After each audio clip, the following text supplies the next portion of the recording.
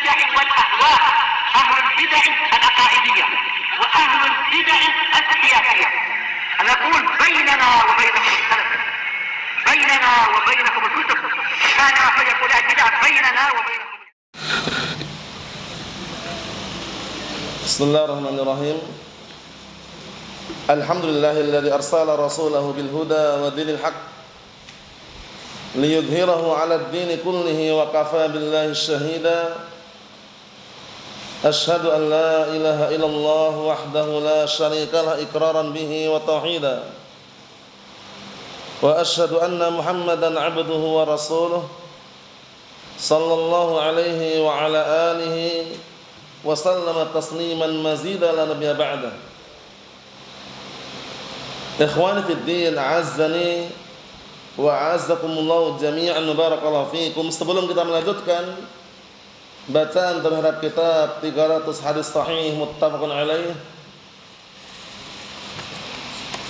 dua hadis yang kita ambil pada pertemuan yang sebelumnya mengenai haramnya mengucapkan pada saudaranya yang muslim ya kafir, dikhawatirkan akan kembali kepada orang yang mengucapkan tadi. Karena untuk memvonis kafir atau aduwullah musuh Allah itu enggak sembarangan. Sehingga kalau kita tidak tahu persis, lebih baiknya diam. Paham ya? Karena memvonis itu berat. Perlu bukti, perlu argumen. Bukan sekedar hawa nafsu atau logika, perasaan atau akal. Kemarin disebutkan bahwasanya kalau dia mengatakan ya kafir, ternyata orang tadi enggak kafir, kembali kepada si pengucap itu sendiri. Kan ngeri.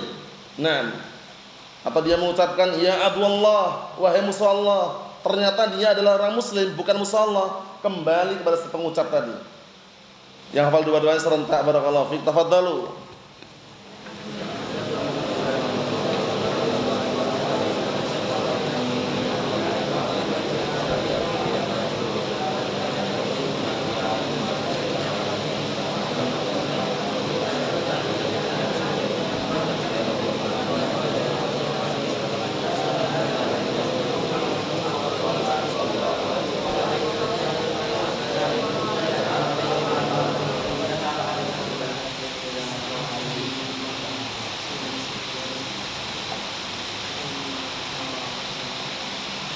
Na'am, ahsantum, barakallahu fiik, a'anakumullah.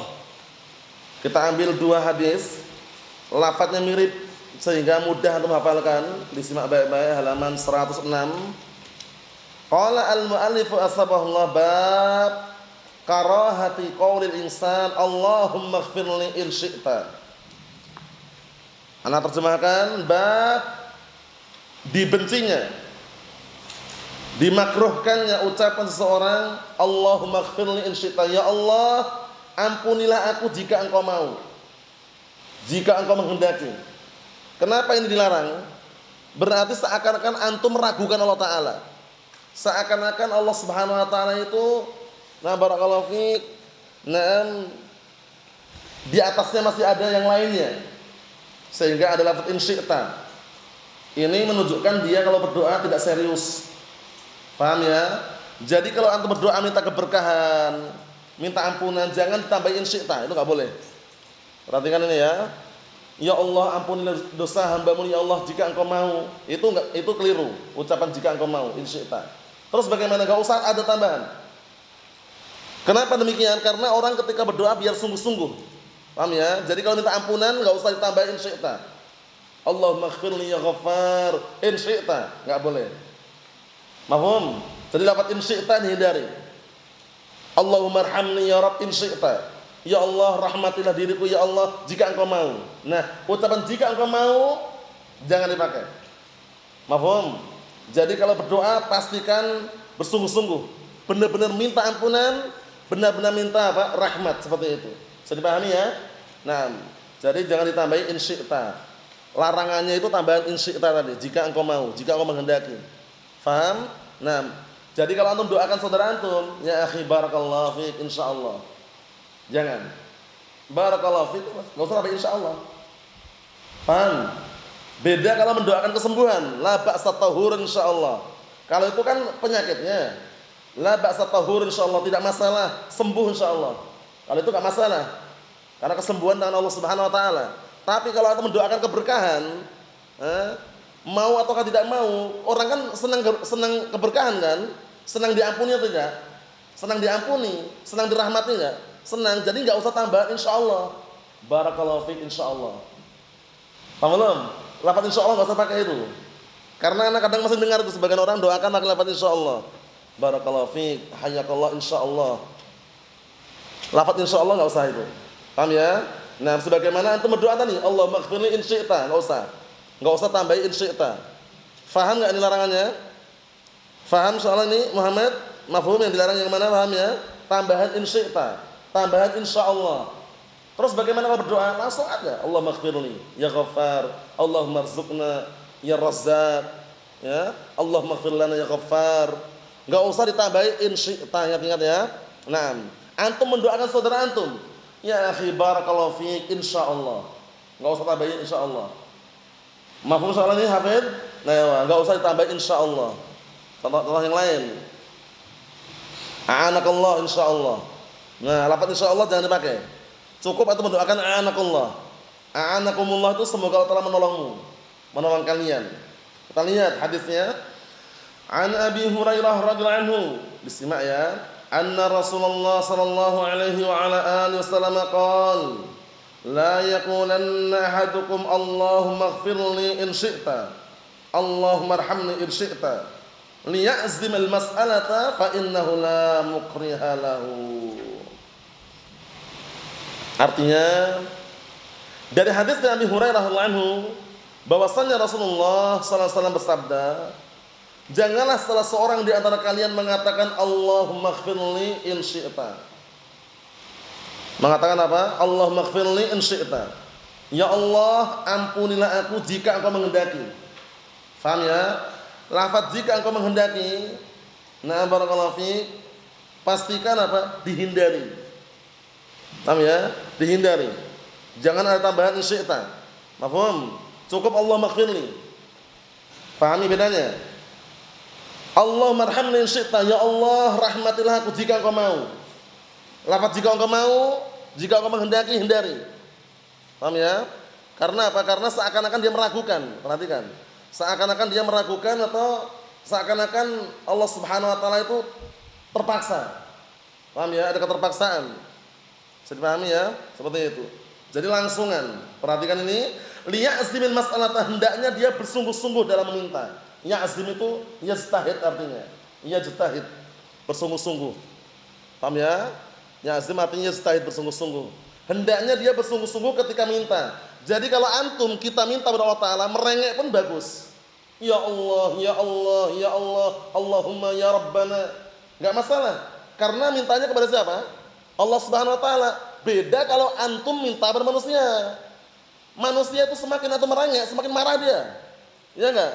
Ya fulan, ya alan, tolong ya fulan, tolong ya alan, tolong beri kami harta, tolong beri kami. Nah, kalau manusia pasti marah. Tapi Allah taala senang. Bedanya itu. Allah Subhanahu wa taala semakin hamba merengek semakin senang. Karena apa? Karena hamba paham bahwasanya dia minta hanya kepada siapa? Allah Subhanahu wa taala. Wa idza sa'alaka ibadi anni fa inni qaribun uzibu da'watad da'i idza da'an. Apabila hamba-hambaku bertanya tentang diriku, katakanlah diriku dekat. Aku mengabulkan semua orang yang berdoa kepadaku. Wa qala rabbukum ud'uni astajib lakum. Telah berkata Rabb kalian, berdoalah kalian kepadaku, niscaya aku akan kabulkan untuk kalian. Hanya saja, perhatikan baik-baik ya. Nah, ketika berdoa tadi pastikan jangan pakai lafaz in syi'ta tadi, ingat-ingat. Barakallahu fiik insyaallah. Hayyakallah insyaallah. Itu lafaz insyaallah tinggalkan. Paham? A'anakumullah insyaallah. Enggak ada insyaallah. Paham ya? Sungguh-sungguh kalau mendoakan. Bisa dipahami ya? Jangan sampai meragukan doanya gitu loh ya. Nah, barakallahu fiik. Enggak usah tambahi hadakallah zakat insyaallah. Enggak perlu. Paham ya? Karena bersungguh-sungguh biar nama Allah taala benar-benar mengabulkannya. Mafhum? Na'am. Jadi sungguh-sungguh dalam meminta. Fa innahu la mukriha lahu. Dikarenakan sesungguhnya barakallahu fiik, tidak ada yang maksa untuknya. Jadi enggak ada yang maksa Allah Subhanahu wa taala, enggak ada. Paham ya? Mukriha maksa maksudnya. Mafhum? Dipahami Bapak ini? Kondisikan. Jadi kesimpulannya ketika berdoa bersungguh-sungguh, hindari lafaz insyaallah tadi. Paham ya? Karena meletakkan lafaz insyaallah itu harus pada tempatnya juga. Enggak boleh sembarang tempat antum bilang insyaallah. Antum hari ini puasa ya, akhi? Sudah buka padahal, sudah buka dan minum. Hari ini tadi antum puasa? Insyaallah. Itu enggak benar. Udah buka kok insyaallah. Terlambat kan? Kecuali dia masih siang hari, sore hari belum buka ditanya antum puasa hari ini? Insyaallah. Itu benar. Sudah buka dan minum dah batal insyaallah jawabnya. Paham ya? Nah, barakallahu fiik. Kemudian antum dah taklim selesai. Habis salat Isya ditanya, "Ya akhi, tadi antum habis maghrib taklim enggak?" Insyaallah, taklim. Keliru enggak itu? Keliru, sudah terjadi. Insyaallah itu untuk sesuatu yang belum terjadi, yang akan terjadi. Besok ente berangkat taklim enggak? Insyaallah berangkat. Nah, itu caranya. Karena insyaallah artinya apa sih? Jika Allah Taala menghendaki. Mafhum? Yang sudah terjadi enggak usah pakai lafaz insyaallah. Paham ya? Nah, wala taqulanna li syai'in inni fa'ilun dzalika ghadan illa ayyashallah. Ya kan? Nah, jangan kalian mengatakan untuk sesuatu besok aku akan melakukan seperti ini kecuali insyaallah. Paham? Seperti itu. Na'am barakallahu fiik. Jadi jangan keliru ya. Perletakan ucapan insyaallah tadi jangan sampai keliru. Na'am. Kita lihat lagi berikutnya. An Anas ibn Malik radhiyallahu anhu qala, Abu Hamzah Anas ibn Malik khadimun Nabi sallallahu alaihi wa ala alihi wasallam qala Rasulullah sallallahu alaihi wa ala alihi wasallam bisma idza da'a ahadukum falyazimil mas'alata wa la yaqulanna Allahumma in syi'ta fa'tini fa innahu la mustaqriha lahu. Artinya muttafaqun alaih. Artinya apabila salah seorang di antara kalian berdoa, falyazimil mas'alata, maka bersungguh-sungguhlah dalam meminta. Ya Allah, ya Rabbana. Al-asl fid du'a raf'ul yadain. Itu dihafalkan. Hukum asal dalam berdoa raf'ul yadain, mengangkat tangan, hukum asalnya. Al-aslu fid du'a'i raf'ul yadain. Hukum asal dalam berdoa apa? Mengangkat kedua tangan. Bisa dipahami? Kecuali yang dikecualikan, yang enggak ada dalilnya. Seperti apa? Doa dalam sujud. Antum kalau doa dalam sujud enggak perlu angkat tangan. Gini. Enggak perlu kan? Kalau dalam sujud jangan, karena itu enggak ada dalilnya, bahkan merusak nanti. Merusak hay'ah bentuk apa? Gerakan salat. Bisa dipahami? Wa illa pada asalnya ngangkat tangan, kecuali setelah salat wajib memang itu zikir adanya. Setelah salat 5 waktu, salat wajib 5 waktu itu ngapain? Zikir kan? Zikir. Sehingga di situ antum enggak perlu ngangkat tangan. Bisa dipahami? Beda halnya setelah sholat sunnah.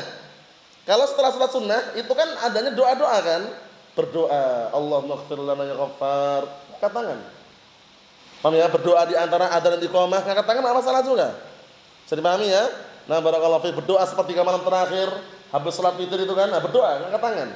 Al-aslu fid du'a raf'ul yadain. Itu kaidahnya. Hukum asal dalam berdoa itu mengangkat kedua tangan. Mafhum?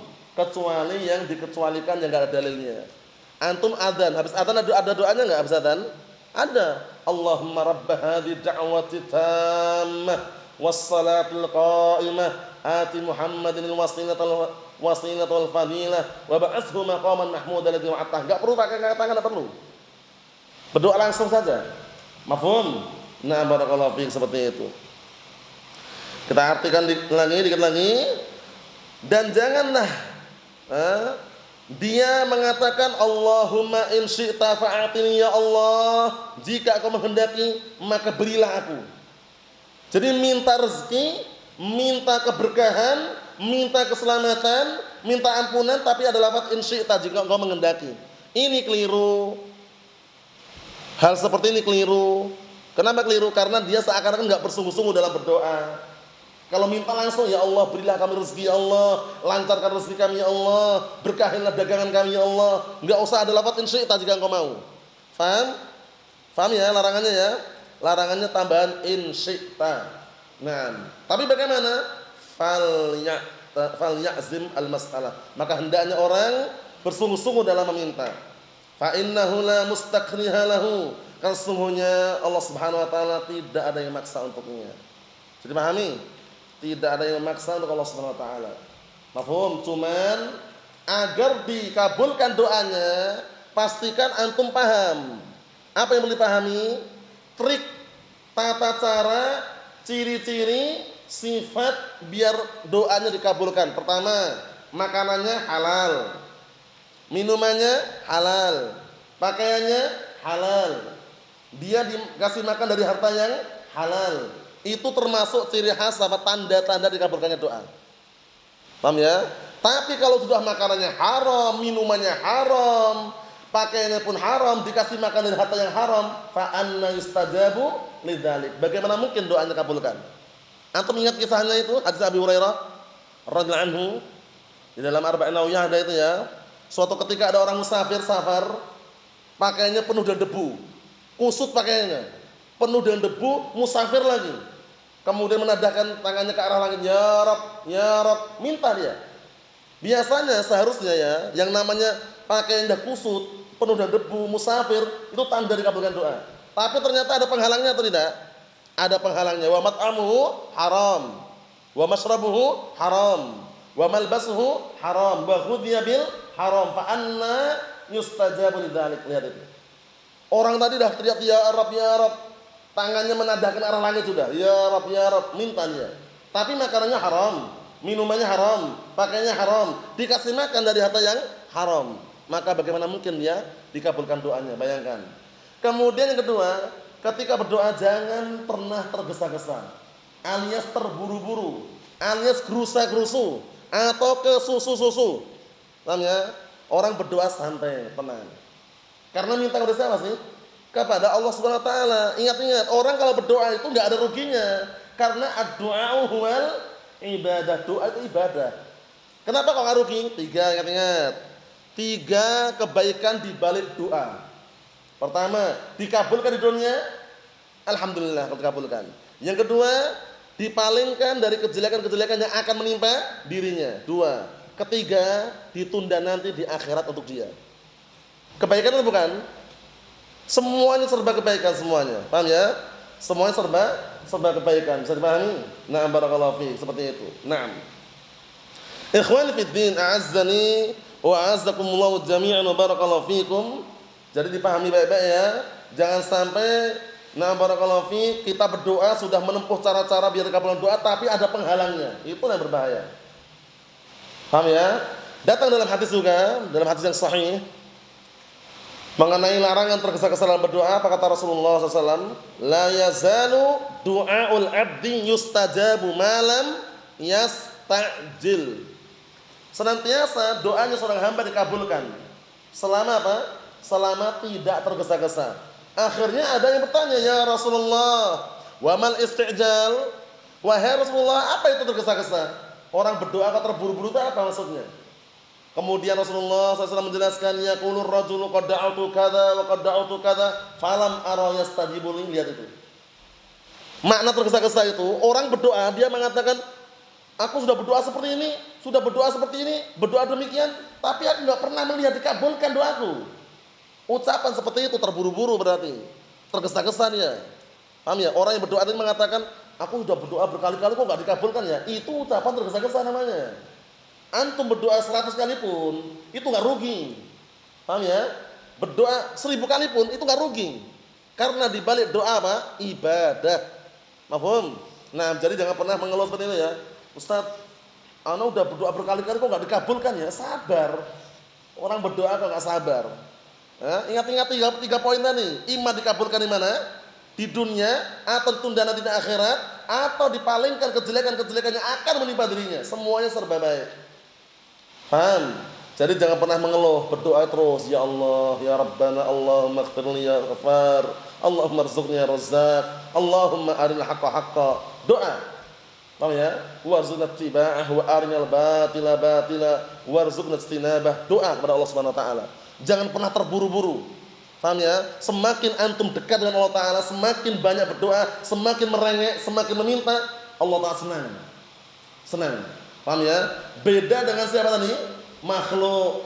Makhluk itu ridhonya itu sangat sulit dicari. Makanya jangan pernah mencari keridhaan makhluk. Paham ya? Nah, kalau mencari keridhaan siapa? Allah Subhanahu wa taala, antum salat khusyuk nyari ridho Allah Ta'ala, bukan nyari ridho ustadznya. Wah, ana salatnya khusyuk biar nanti ustadz senang. Jangan. Kalau nyari ridho bukan ridho manusia, nyari ridho Allah Subhanahu wa taala. Tenang pikiran antum, ya enggak? Wahana ketika sholat mau khusyuk lah, biar nanti ustadz senang, itu keliru. Kenapa keliru? Berarti dia mencari ridhonya ustadz, itu loh. Nah terus bagaimana caranya? Antum khusyuk, tidak main-main, fokus, serius, munajat menghadap Allah Ta'ala, nah ridho Allah yang dicari. Paham? Apa ungkapan yang bagus itu? Ridhon nasi ghayatun la tudrak. Itu dihafalkan itu. Ridhon nasi ghayatun la tudrak. Ridho manusia itu suatu puncak yang tidak bisa diraih. Ridhon nasi ghayatun la tudrak. Ridho manusia itu adalah suatu puncak yang tidak bisa diraih. Sudah berbuat seperti ini enggak ridho juga. Sudah berbuat seperti ini enggak senang juga. Tapi kalau dia mencari ridho Allah, tenang pikiran sudah. Paham? Nah, dilihat Allah Ta'ala yang memantau, ya kan? Seperti itu. Na'am barakallahu fiik. Antum tahu pekerja bangunan? Pekerja bangunan itu barakallahu fiik, kadangkala ketika bos datang, wah, kerjain semuanya. Ternyata enggak seperti yang diinginkan bosnya juga. Mencari ridho bosnya, ya kan? Tapi kalau dia mencari ridho Allah, udah tugasnya, kewajibannya, transaksi apa? Nah, barakallahu fiik, sebagai pekerja dah aman. Bosnya ada enggak ada, kerja dia. Sudah pahami ya? Nah, barakallahu fiik. Ridhon nasi ghayatun la tudrak. La tudrak. Ridha manusia ada suatu puncak yang tidak bisa diraih. Paham ya? Oleh karena itu biar antum bisa meraih, mencari ridha siapa? Allah Subhanahu wa taala. Itu penting sekali itu ya. Naam. Kemudian ketika berdoa barakallahu fiik, pastikan antum bisa memilih waktu-waktu yang memang dikabulkan. Ingat-ingat, waktu-waktu yang memang dikabulkan. Di antaranya sepertiga malam terakhir. Ingat-ingat ya, sepertiga malam terakhir. Walhamdulillah kalau di pondok pesantren ya, Ahlus Sunnah wal Jamaah ya, dibangunkan sepertiga malam terakhir, masih ada waktu berdoa. Di rumah pun jangan lupa juga. Kalau antum di rumah, kalau nggak ada yang bangunkan, pasang itu alarm. Alarm dipasang itu. Kalau dekat telinga, khawatir dimatikan lagi, agak jauh dikit, dikeraskan. Paham ya? Maksudnya bagaimana? Maksudnya sholat malam, ibadah-ibadah yang sudah diajarkan dalam Al-Quran dan As-Sunnah itu bukan di pondok pesantren saja. Paham ya? Di rumah pun diamalkan juga. Kalau bisa orang tua diajak, dibangunkan bapak dan ibunya. Bangun pak, sholat pak.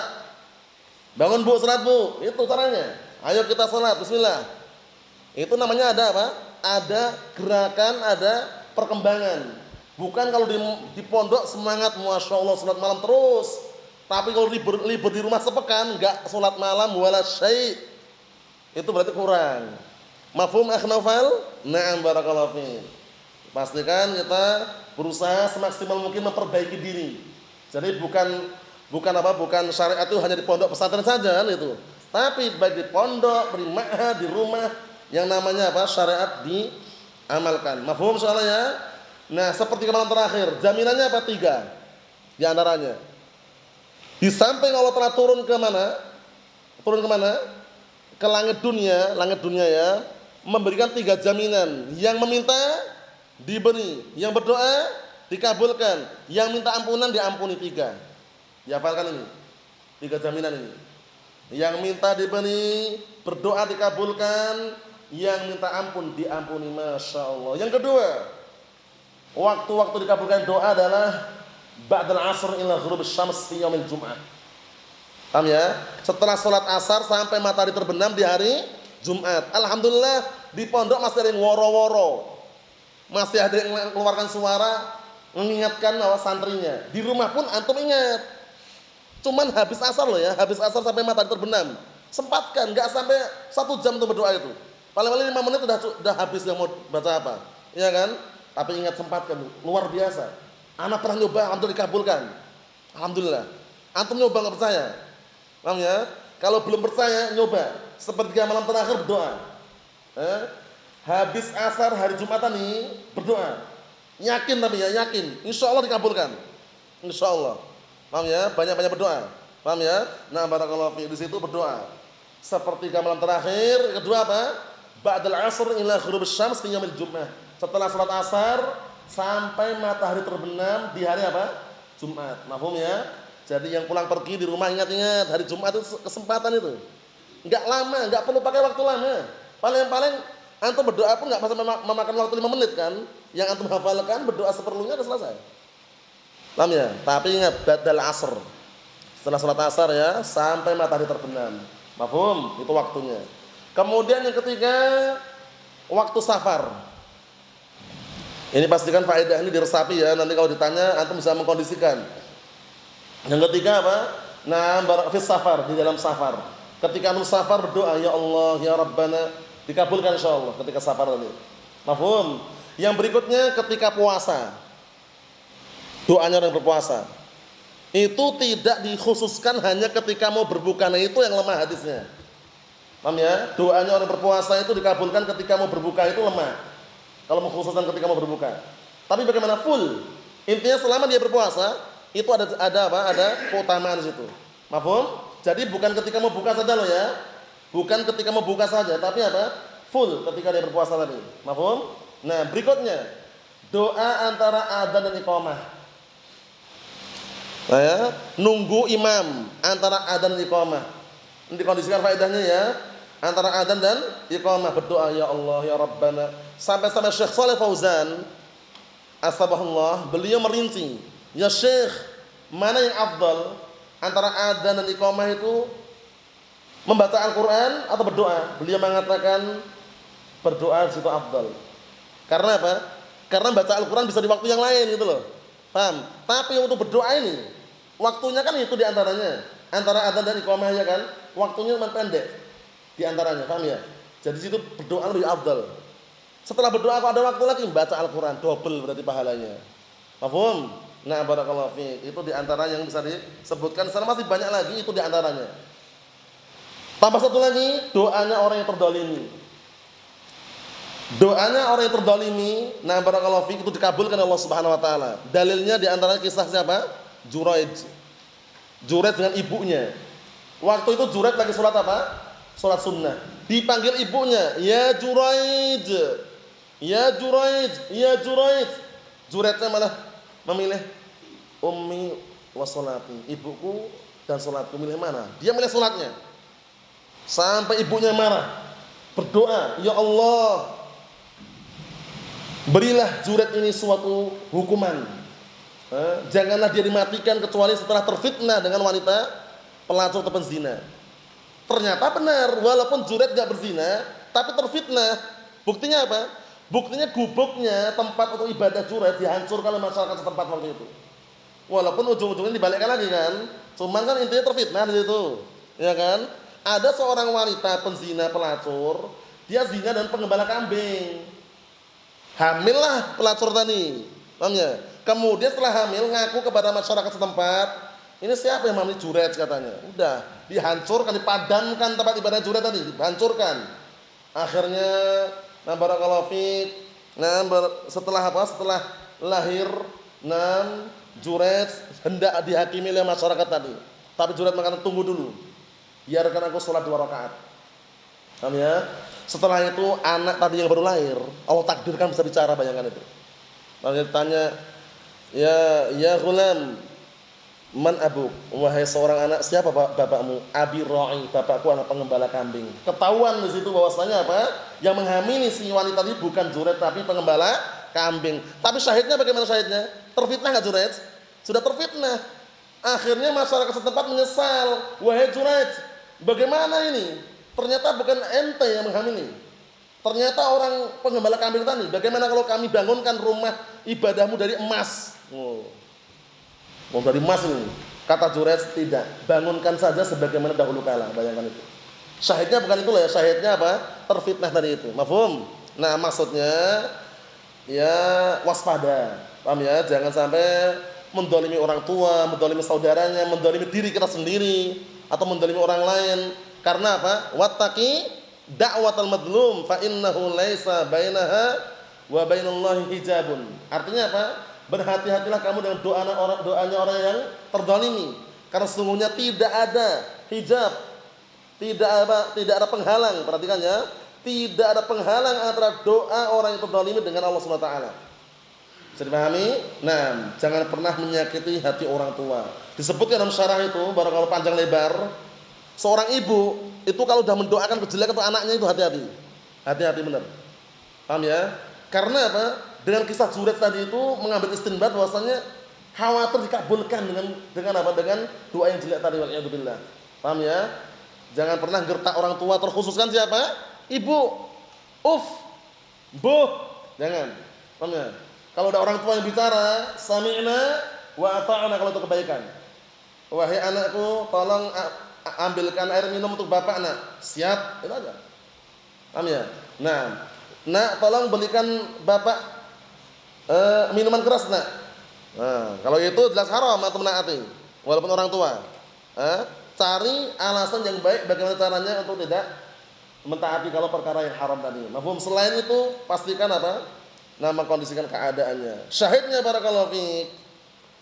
Ketika orang berdoa memilih-milih waktu dan juga memilih apa? Memilih keadaan tadi. Pastikan keadaan kita hilang dari pencegah atau penghalang tadi. Pastikan waktu-waktunya tepat pada waktunya sehingga diprediksikan semaksimal mungkin semoga doanya dikabulkan. Paham? Yang paling terbukti mujarrab dan terbukti juga dirasakan sebagian ikhwan kita semoga merasakannya sepertiga malam terakhir. Barakallahu fiik. Antum kalau belum percaya buktikan. Berdoa di situ. Minta rezeki. Tapi ingat, rezeki yang paling bagus dunia akhirat, rezeki berupa apa? Farid, dolar Amerika, ringgit Malaysia, rial Saudi, rupiah, atau apa? Rezeki berupa apa? Rezeki berupa keistiqomahan di atas Islam was sunnah, itu paling bagus sudah. Paham ya? Jadi ketika antum bilang Allahumma rzuqni ya Razzaq, perhatikan ini ya, penting ini ya. Karena seringnya orang awam kalau minta rezeki uang biasanya. Biasanya ulama ya, uang, dolar, real ke situ. Tapi kalau kita minta rezeki jangan arahnya situ. Arahnya apa? Rezeki berupa keistiqomahan apa? Di atas agama Islam dan sunnah. Insya Allah harta menyusul semuanya. Mafhum? Kalau sudah ada harta, ada rezeki, ya minta agar diberkahi di situ. Tapi kalau rezeki hanya sebatas uang harta tidak. Wallahu a'lam shawab. Nasallahu as-salamata wal afiyah. Walhamdulillahirabbil alamin.